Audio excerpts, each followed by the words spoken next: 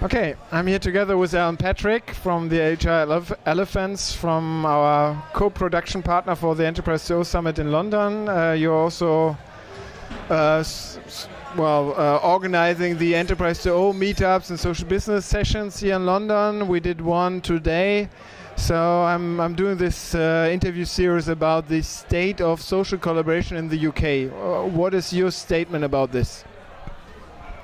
I think it's the meetup today was quite interesting. I think we've still got quite a lot of differences of opinion. In a way, the reason we called ourselves the Agile Elephant is everybody sees the different bits of the elephant and believes that that's what it is. And I think we're still seeing a very diverse set of views. As you saw, Bjorn, today, there was arguments about what the state of social collaboration is. Anything from, the complete revolution to actually that things are just going to stay the way they are. People saying that it's very, very soon it's going to happen. Other people saying it's not going to take off for a long, long time. So I think it's still a lot of discussion, a lot of debate, and we like that. But what is your opinion about the leading companies and leading industries within the UK who are driving really social business, who are really breathing the social business idea? Our analysis, we've seen three different groups. One is there's a bunch of companies who often come under best run British companies or top 50 sort of companies people want to work for, who are definitely pushing very hard around engagement and collaboration of the workforce. What they've basically realized is that higher employee engagement drives better results. So that's one group.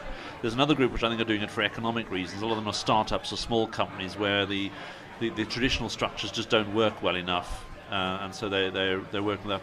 And I think a third group are quite interesting. They're companies who often have a history of being jointly owned, like John Lewis, and so on and so forth, where they're starting to experiment with new ownership models to basically drive productivity in the business. Because nobody is doing this just for the sake of being social. They're doing it to try and get business benefits. Those are the three groups you can see. There's a few interesting outliers as well, people who's looking at the economics and saying we've got to do something differently. Other people are trying to manage very global businesses and are using social technology to keep in touch with very diverse sort of populations and so on. So that you still see a lot of people doing bits of it for different reasons. So I think as with science fiction writers said, the future is here but just unevenly distributed, and that's what I think we're seeing.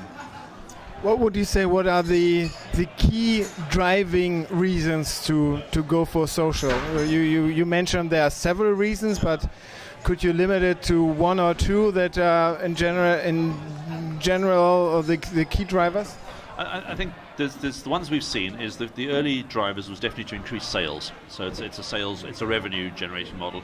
You're starting to see people looking at it for cost reduction, or things like increasing customer service or increasing internal business collaboration. And then you're looking at others who are trying to use it to increase engagement, because what they found is there's general business benefits to have more engaged people. So those three are big value drivers at the moment.